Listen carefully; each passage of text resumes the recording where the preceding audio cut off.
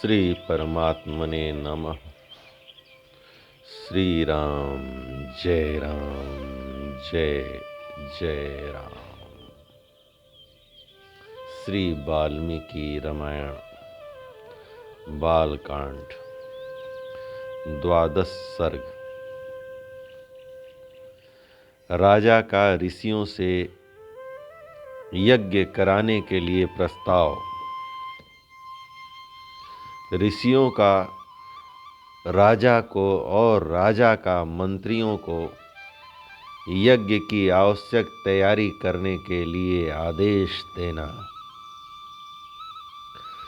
तदंतर बहुत समय बीत जाने के पश्चात कोई परम मनोहर दोष रहित समय प्राप्त हुआ। उस समय बसंत ऋतु का आरंभ हुआ था। राजा दशरथ ने उसी शुभ समय में यज्ञ आरंभ करने का विचार किया। तत्पश्चात उन्होंने देवोपम कांति वाले विप्रवर ऋष्यशृंग को मस्तक झुकाकर प्रणाम किया और वंश परंपरा की रक्षा के लिए पुत्र प्राप्ति के निमित्त यज्ञ कराने के उद्देश्य से उनका वरण किया। ऋष्यशृंग ने बहुत अच्छा कहकर उनकी प्रार्थना स्वीकार की और उन पृथ्वीपति नरेश से कहा, राजन, यज्ञ की सामग्री एकत्र कराइए। भूमंडल में भ्रमण के लिए आपका यज्ञ संबंधी अश्व छोड़ा जाए और सरयू के उत्तर तट पर यज्ञ भूमि का निर्माण किया जाए। तब राजा ने कहा, सुमंत्र, तुम शीघ्र ही वेद विद्या के पारंगत ब्राह्मणों तथा ब्रह्मवादी ऋत्विजनों को बुला ले आओ। सुयज्ञ वामदेव, जाबाली, काश्यप, पुरोहित वशिष्ठ तथा अन्य जो श्रेष्ठ ब्राह्मण हैं, उन सबको बुलाओ। तब शीघ्रगामी सुमंत तुरंत जाकर वेद विद्या के पारगामी उन समस्त ब्राह्मणों को बुला लाए। धर्मात्मा राजा दशरथ ने उन सब का पूजन किया और उनसे धर्म तथा अर्थ से युक्त मधुर वचन कहा। महर्षियों, मैं पुत्र के लिए निरंतर संतप्त रहता हूँ। उसके बिना इस राज्य आदि से भी मुझे सुख नहीं मिलता। अतः मैंने यह विचार किया है कि पुत्र के लिए अश्वमेध यज्ञ का अनुष्ठान करूं। इसी संकल्प के अनुसार मैं अश्वमेध यज्ञ का आरंभ करना चाहता हूं। मुझे विश्वास है कि ऋषि पुत्र ऋष्यशृंग के प्रभाव से मैं अपनी संपूर्ण कामनाओं को प्राप्त कर लूंगा।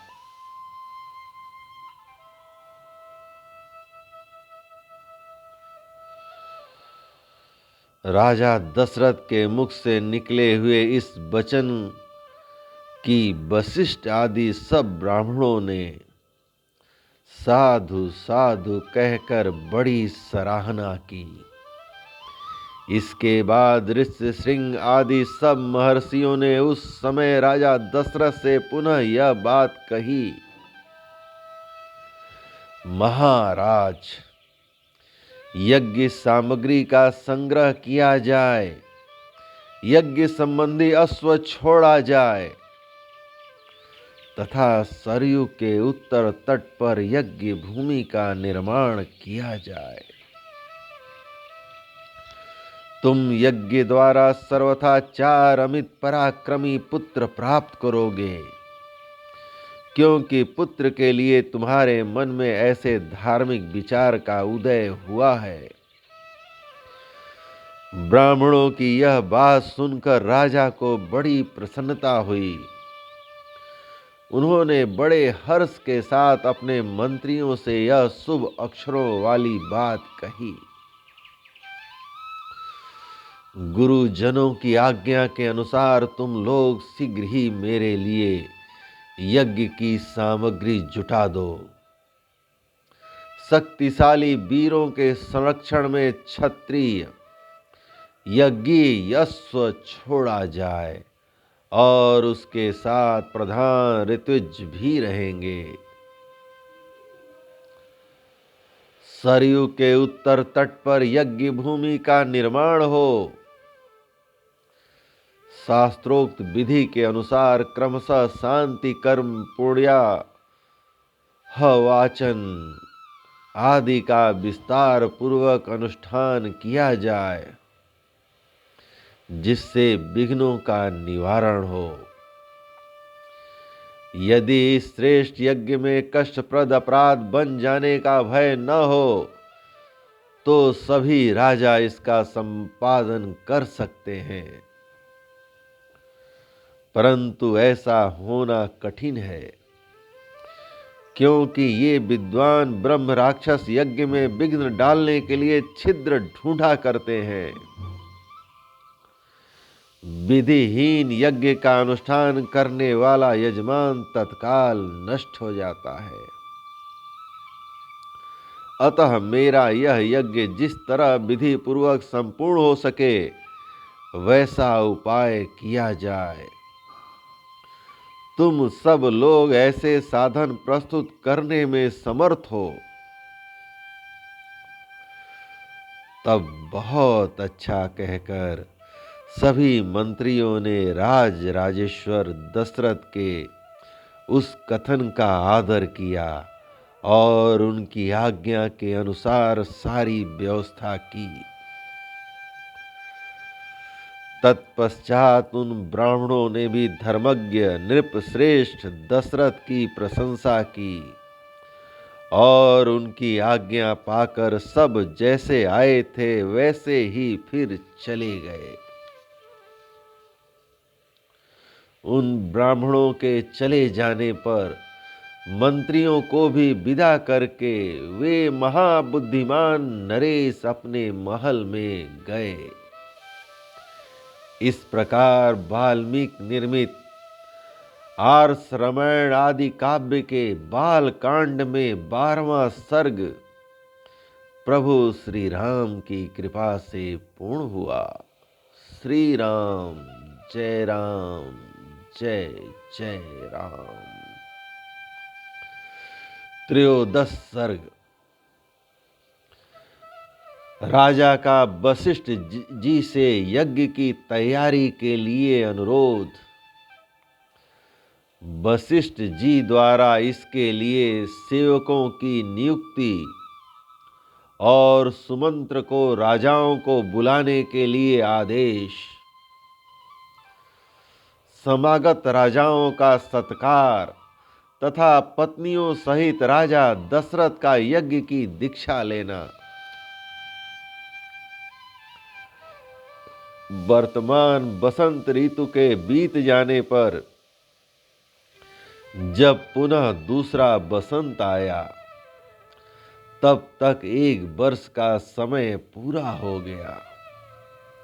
उस समय शक्तिशाली राजा दशरथ संतान के लिए अश्वमेध यज्ञ की दीक्षा लेने के निमित्त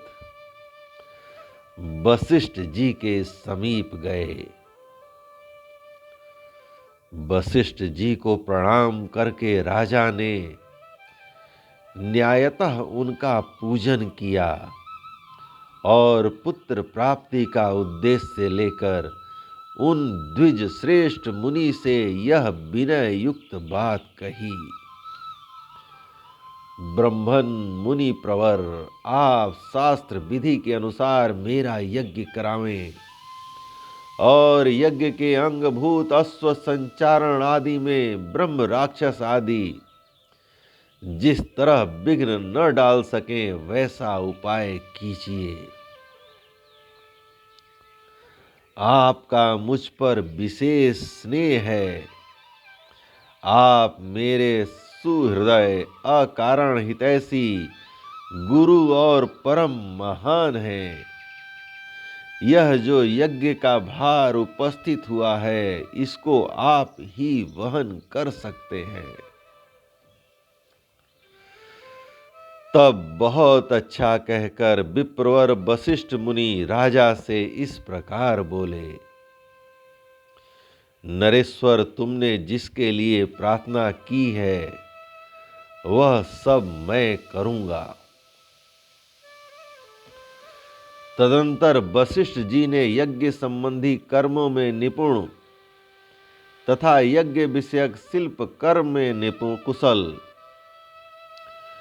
परम धर्मात्मा बूढ़े ब्राह्मणों, यज्ञ कर्म समाप्त होने तक उसमें सेवा करने वाले सेवकों,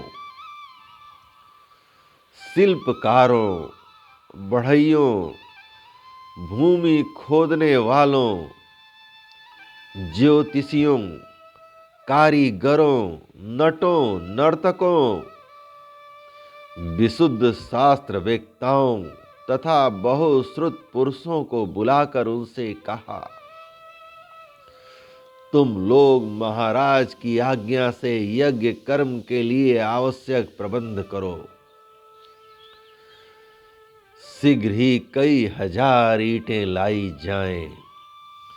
राजाओं के ठहरने के लिए उनके योग्य अन्न पान आदि अनेक उपकरणों से युक्त बहुत से महल बनाए जाएं।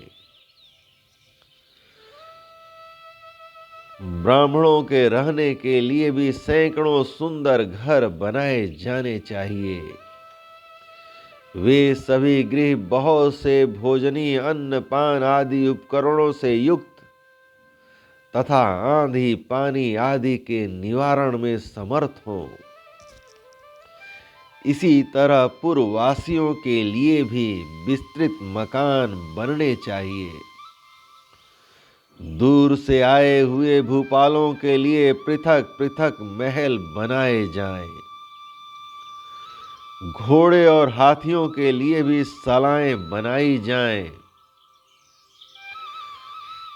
साधारण लोगों के सोने के लिए भी घरों की व्यवस्था हो।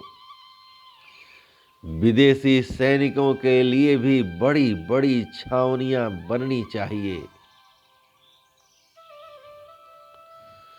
जो घर बनाए जाएं, उनमें खाने पीने की प्रचुर सामग्री संचित रहे। उनमें सभी मनोवांछित पदार्थ सुलभ हों तथा नगरवासियों को भी बहुत सुंदर अन्न भोजन के लिए देना चाहिए। वह भी विधिवत सत्कार पूर्वक दिया जाए और हेलना करके नहीं। ऐसी व्यवस्था होनी चाहिए जिससे सभी वर्ण के लोग भली भांति सत्कृत हो सम्मान प्राप्त करें। काम और क्रोध के वशीभूत होकर भी किसी का अनादर नहीं करना चाहिए। जो शिल्पी मनुष्य यज्ञ कर्म की आवश्यक तैयारी में लगे हों, उनका तो बड़े छोटों का ख्याल रखकर विशेष रूप से समादर करना चाहिए। जो सेवक या कारीगर धन और भोजन आदि के द्वारा सम्मानित किए जाते हैं, वे सब परिश्रम पूर्वक कार्य करते हैं। उनका किया हुआ सारा कार्य सुंदर ढंग से संपन्न होता है। उनका कोई काम बिगड़ने नहीं पाता। अतः तुम सब लोग प्रसन्न चित्त होकर ऐसा ही करो। तब वे सब लोग वशिष्ठ जी से मिलकर बोले, आपको जैसा अभिष्ट है उसके अनुसार ही करने के लिए अच्छी व्यवस्था की जाएगी। कोई भी काम बिगड़ने नहीं पाएगा। आपने जैसा कहा है हम लोग वैसा ही करेंगे, उसमें कोई त्रुटि नहीं आने देंगे।